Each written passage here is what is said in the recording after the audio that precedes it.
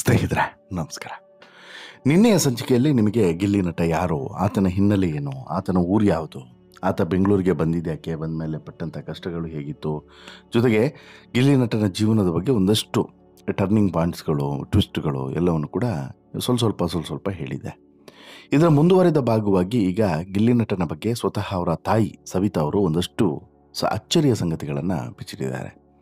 Big boss ಸ್ಪರ್ಧಿಯಾಗಿರುವಂಥ Gilli ನಟ ಕನ್ನಡಿಗರ ಮನವನ್ನು ಗೆದ್ದಿದ್ದಾನೆ. ಇವತ್ತಿಗೆ ಯೂಟ್ಯೂಬ್ ವಿಡಿಯೋಗಳ ಮೂಲಕ ತನ್ನ ಜರ್ನಿಯನ್ನು ಶುರು ಮಾಡಿದಂಥ ಗಿಲ್ಲಿ ರಿಯಾಲಿಟಿ ಶೋಗಳಲ್ಲಿ ತನ್ನ ಪ್ರತಿಭೆಯನ್ನು ತೋರಿ ಇವತ್ತು ಬಿಗ್ ಬಾಸ್ ಮನೆಯಲ್ಲಿ ಕರ್ನಾಟಕದ ನಂಬರ್ 1 ಫೇವರೆಟ್ ಕಂಟೆಸ್ಟೆಂಟ್ ಆಗಿ ಮತ್ತು ಬಿಗ್ ಬಾಸ್ ಮನೆಯಲ್ಲೂ ಕೂಡ ತನ್ನ ತನವನ್ನು ಎಲ್ಲೂ ಕೂಡ ಬಿಟ್ಟುಕೊಡದೆ ತನ್ನ ರೀತಿ ಶೈಲಿ ಎಲ್ಲವನ್ನು ಕೂಡ ಹಾಗೇ ಕಂಟಿನ್ಯೂ ಮಾಡಿಕೊಂಡು ಯಾರಿಗೂ ಕೂಡ ಬಕೆಟನ್ನು ಹಿಡಿಯದೆ ತನ್ನಷ್ಟಕ್ಕೆ ತಾನು ತನ್ನ ಆಟವನ್ನು ಆಡಿಕೊಂಡು ಹೋಗಿ ಕೊನೆಗೆ ಬಿಗ್ ಬಾಸ್ ಮನೆಯ ಟ್ರೋಫಿಯನ್ನು ಕೂಡ ಗೆಲ್ಲುವಂತಹ ಫೇವರೆಟ್ಗಳಲ್ಲಿ ಒಬ್ಬನಾಗಿ ಇವತ್ತಿಗೆ ತನ್ನ ಹೆಸರನ್ನು ಅಲ್ಲೇ ಅಚ್ಚೊತ್ತಿದ್ದಾನೆ.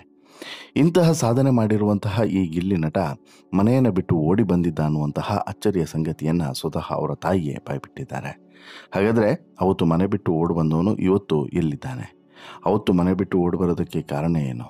ಈತನಿಗಾಗಿ ಹುಡುಕಾಡಿದ್ದೆಲ್ಲೆಲ್ಲಿ ಎಲ್ಲವನ್ನೂ ಕೂಡ ನೋಡ್ತಾ ಹೋಗೋಣ. ಈ ಇಂಟ್ರೆಸ್ಟಿಂಗ್ ಮಾಹಿತಿಯನ್ನು ನೋಡೋದಕ್ಕಿಂತ ಮುಂಚೆ ನೀವು ಇನ್ನೂ ಕೂಡ ನಮ್ಮ ಚಾನಲನ್ನು ಸಬ್ಸ್ಕ್ರೈಬ್ ಮಾಡಿಲ್ಲ ಅಂದರೆ ದಯವಿಟ್ಟು ಕೂಡಲೇ ಸಬ್ಸ್ಕ್ರೈಬ್ ಮಾಡಿ ಸ್ನೇಹಿತರೆ. ಗಿಲ್ಲಿ ನಟ ಸದ್ಯ ಬಿಗ್ ಬಾಸ್ ಮನೆಯಲ್ಲಿ ಹಲ್ಚಲನ್ನು ಎಬ್ಬಿಸಿರುವಂತಹ ಸ್ಪರ್ಧೆ. ಬಿಗ್ ಬಾಸ್ ಸೀಸನ್ 12ರ ಬೆಸ್ಟ್ ಎಂಟರ್ಟೈನರ್ ಆಗಿರುವಂತಹ ಈ ಗಿಲ್ಲಿ ನಟ ಕನ್ನಡಿಗರ ಹೃದಯವನ್ನು ಗೆದ್ದಿದ್ದಾನೆ. ದೊಡ್ಡ ಮನೆಯಲ್ಲಿ ಗಿಲ್ಲಿ ನಟ ಸಖತ್ ಹೈಲೈಟ್ ಆಗ್ತಿದ್ದಾನೆ. ಕಾರಣ ಎಂತಹದ್ದೇ ಸಂದರ್ಭ ಆಗಿದ್ರೂ ಕೂಡ ಎಲ್ಲರನ್ನೂ ಕೂಡ ಕಾಲೆಳಿತಾ ಯಾರಿಗೂ ಕೂಡ ಕೇರನ್ನು ಮಾಡದೆ, ಜೊತೆಗೆ ಅದೆಷ್ಟೇ ಸ್ಟ್ರಾಂಗ್ ಸ್ಪರ್ಧೆ ಆಗಿದ್ರೂ ಕೂಡ ತಪ್ಪು ಅಂತಲೇ ಹೇಳ್ತಾ ತನಗೆ ಅನಿಸಿದ್ದನ್ನು ತನಗೀಗ ತಪ್ಪು ಅವ್ರು ಮಾಡಿದ್ದು ಅಂತೇಳಿ ಅನಿಸಿದ್ರೆ ಅದು ತಪ್ಪು ಅಂತಲೇ ಹೇಳ್ತಾನೆ. ಎಲ್ಲೂ ಕೂಡ ಬಕೆಟ್ ಹಿಡಿಯುವಂಥ ಕೆಲಸವನ್ನೇ ಮಾಡ್ತಿಲ್ಲ. ಸರಿ ಇದ್ದಲ್ಲಿ ಸ್ಟ್ಯಾಂಡನ್ನು ತೆಗೆದುಕೊಳ್ತಿರುವಂಥ ಗಿಲ್ಲಿ ನಟ ನಿಮಗೆಲ್ಲ ಗೊತ್ತಿರೋ ಹಾಗೆ ಯೂಟ್ಯೂಬ್ ವಿಡಿಯೋಗಳ ಮೂಲಕ ತನ್ನ ಜರ್ನಿಯನ್ನು ಶುರು ಮಾಡಿದವನು.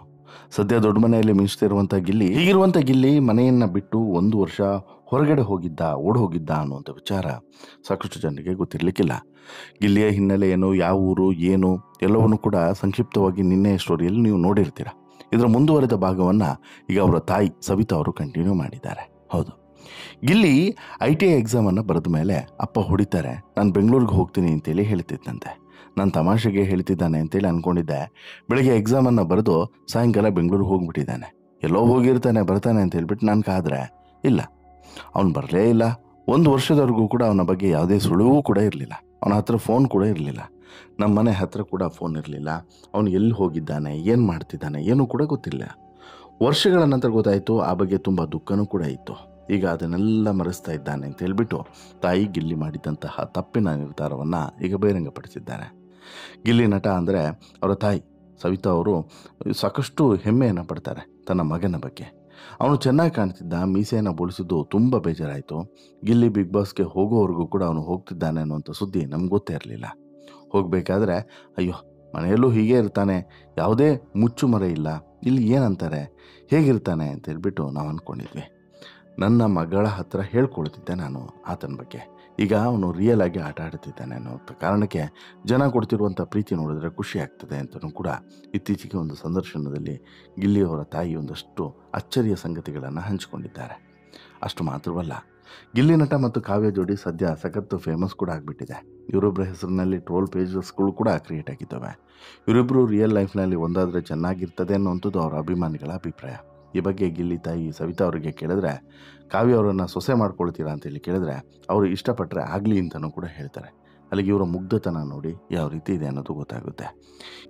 ಇನ್ನು ಗಿಲ್ಲಿಯವರ ತಂದೆನೂ ಕೂಡ ಮಾತನಾಡಿದ್ದಾರೆ. ನಮ್ಗೆ ಬಹಳ ಸಂತೋಷ ಆಯ್ತು ಕಣ್ರಿ, ಜೋಡಿ ಚೆನ್ನಾಗಿದೆ, ಪಾತ್ರನೂ ಕೂಡ ಚೆನ್ನಾಗಿ ಮಾಡ್ತಾನೆ, ಟಫ್ ಫೈಟ್ ಕೂಡ ಕೊಡ್ತಾನೆ, ನಿಜ ಜೀವನದಲ್ಲಿ ಜೋಡಿ ಆಗೋದು ಬಿಡೋದು ಅವ್ರವ್ರ ಇಷ್ಟ ಅಂತಲೂ ಕೂಡ ಹೇಳಿಬಿಟ್ಟಿದ್ದಾರೆ ಕಾವ್ಯ ಮತ್ತು ಗಿಲ್ಲಿ ನಡುವೆ. ಇನ್ನು ಬೀಸೆಗೊಳಿಸಿದ್ದು ತಪ್ಪು, ನಾನು ಒಪ್ಪಲ್ಲ, ಬೇಡ ಅಂದರೂ ಕೂಡ ಹಾಗೆ ಮಾಡಿದ್ದಾರೆ. ನನಗೆ ಗಿಲ್ಲಿ ಮುಂಚೆ ಇದ್ದಿದ್ದೇ ಚೆಂದ, ಅದೆಲ್ಲ ಚೇಂಜಾ. ಅವನು ಒದ್ದಾಡಬೇಕಾದ್ರೆ ತುಟಿ ಅಥವಾ ಮೂಗಿಗೆ ತಗುಲಿದ್ರೆ ಜವಾಬ್ದಾರಿ ಯಾರು ಅಂತಲೂ ಕೂಡ ಸಹಜವಾಗಿ ತಂದೆಯ ಜವಾಬ್ದಾರಿಯ ಮಾತನ್ನು ಇಲ್ಲಿ ಗಿಲ್ಲಿಯವರ ತಂದೆ ಮಾತನಾಡ್ತಾ ಹೇಳಿದ್ದಾರೆ. ಒಂದಂತೂ ತಿಳ್ಕೊಳ್ಳಿ ಸ್ನೇಹಿತರೆ, ಬಿಗ್ ಬಾಸ್ ಮನೆಯಲ್ಲಿರುವಂಥ ಅಷ್ಟೂ ಜನ ಸ್ಪರ್ಧಿಗಳಲ್ಲಿ ಗಿಲ್ಲಿ ತುಂಬ ಫೇಮಸ್ಸು, ತುಂಬ ಪಾಪ್ಯುಲಾರಿಟಿಯನ್ನು ಗಿಟ್ಟಿಸ್ಕೊಂಡವನು, ಜೊತೆಗೆ ತನ್ನ ಸ್ಥಾನಮಾನ ಏನು ಅನ್ನೋದನ್ನು ಈಗಾಗಲೇ ಅರಿತುಕೊಂಡಿರೋನು, ಜೊತೆಗೆ ಗಿಲ್ಲಿ ಅಂತಲೇ ಒಂದಷ್ಟು ಜನ ಪ್ರೀತಿಯಿಂದ ಬಿಗ್ ಬಾಸನ್ನು ನೋಡೋದು ಕೂಡ ಇದೆ. ಗಿಲ್ಲಿ ಇದ್ದಾನೆ, ಗಿಲ್ಲಿ ಆಟ ಆಡ್ತಾನೆ, ಗಿಲ್ಲಿ ಏನಾದರೂ ಪಂಚ್ ಕೊಡ್ತಾನೆ, ಗಿಲ್ಲಿ ಏನಾದರೂ ತಮಾಷೆ ಮಾಡ್ತಾನೆ, ಈ ಲೆಕ್ಕಾಚಾರದಲ್ಲೇ ಇರ್ತಾರೆ ಯಾವಾಗಲೂ. ಅದೇ ಲೆಕ್ಕಾಚಾರದಲ್ಲಿ ಇವಾಗಲೂ ಕೂಡ ಇದ್ದಾರೆ ಅನ್ನೋವಂಥದ್ದು ಸದ್ಯಕ್ಕಿರುವಂಥ ಪ್ರಶ್ನೆ. ಒಂದು ಎರಡನೇದು, ಈ ಗಿಲ್ಲಿ ನಟ ತನ್ನ ಆಟದ ಶೈಲಿಯನ್ನು ಮತ್ತು ತನ್ನ ಆಟದ ರೀತಿಯನ್ನು ಎಲ್ಲೂ ಕೂಡ ಬದಲಾಯಿಸ್ಕೊಳ್ಳಿಲ್ಲ. ಕೂಲ್ ಆ್ಯಂಡ್ ಕಾಮ್ ಆಗಿ ತಾನು ಇರುವಂತಹ ರೀತಿಯಲ್ಲೇ ಮತ್ತು ಯಾರಿಗೂ ಕೂಡ ಹಣೆಪಟ್ಟಿಯನ್ನು ಕಟ್ಟಿಕೊಳ್ಳದೆ ಅಥವಾ ಯಾರಿಗೂ ಕೂಡ ಸಲಾಮನ್ನು ಹೊಡೆಯದೆ ತನ್ನ ಅಷ್ಟಕ್ಕೆ ತನ್ನ ಬಿಸ್ನೆಸ್ಸನ್ನು ಮಾಡಿಕೊಂಡು ಹೋಗ್ತಿರುವಂತಹ ಈ ಗಿಲ್ಲಿ ನಟ ಬಿಗ್ ಬಾಸ್ ಮನೆಯ ಮೋಸ್ಟ್ ಫೇವ್ರೆಟ್ ಕಂಟೆಸ್ಟೆಂಟ್ ಆಗಿರೋದಕ್ಕೆ ಸಾಕ್ಷಿ ಇದು. ಅಂದರೆ ಅಲ್ಲೆಲ್ಲೂ ಕೂಡ ಆತ ನನ್ ಆಫ್ ಮೈ ಬಿಸ್ನೆಸ್ ಅನ್ನೋ ರೀತಿಯಲ್ಲಿ ಎಲ್ಲೂ ಕೂಡ ಯಾವುದೇ ಬೇರೆಯವರ ತಲೆಗೂ ಕೂಡ ತಲೆರಟೆ ವಿಚಾರಕ್ಕೂ ಕೂಡ ಹೋಗೋದಿಲ್ಲ. ಹಾಗಂತೇಳಿ ಯಾರಾದರೂ ತಪ್ಪು ಮಾಡಿದ್ರೆ ಬಿಡ್ತಾನೆ, ದೇವರನ್ನೇ ಬಿಡೋದಿಲ್ಲ. ಅದು ಅಶ್ವಿನಿ ಆಗಲಿ, ಜಾಹ್ನವಿ ಆಗಲಿ, ರಘು ಆಗಲಿ, ಯಾರೇ ಆಗಲಿ, ತಪ್ಪು ಅಂದರೆ ತಪ್ಪು, ಸರಿ ಅಂದರೆ ತಪ್ಪು, ಸರಿ. ಈಗ ಇದೇ ವಿಚಾರವನ್ನು ಇಟ್ಕೊಂಡು ಸುದೀಪ್ ಅವರು ಗಿಲ್ಲಿಗೆ ಪ್ರಶಂಸೆಯ ಮೇಲೆ ಪ್ರಶಂಸೆಯನ್ನು ಕೊಡ್ತಿದ್ದಾರೆ. ಒಳ್ಳೆಯದು, ಆ ರೀತಿ ಇರಬೇಕು.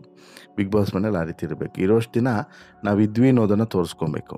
ಆಮೇಲೆ ಒಂದು ಸಲ ಇಲ್ಲ ಅಂತ ಹೇಳಿದ್ರೆ ಮತ್ತೆ ಏನೂ ಕೂಡ ಪ್ರಯೋಜನ ಇಲ್ಲ, ಮುಂದುವರಿಯೋದೇ ಇಲ್ಲ. ಹಾಗಾಗಿ ಇರೋಷ್ಟು ದಿನ ಏನಾದರೂ ಒಂದು ಮಾಡಿ ತೋರಿಸ್ಬೇಕು ಅನ್ನೋಂಥ ಕಾರಣಕ್ಕೋಸ್ಕರನೇ ಇಲ್ಲಿ ಗಿಲ್ಲಿ ನಟ ತನ್ನ ಆಟದ ಶೈಲಿಯನ್ನು ಎಲ್ಲೂ ಕೂಡ ಬದಲಾಯಿಸಿಕೊಳ್ಳದೆ ತನ್ನ ಆಟವನ್ನು ತಾನು ಆಡ್ಕೊಂಡು ಹೋಗ್ತಾ ಇದ್ದಾನೆ.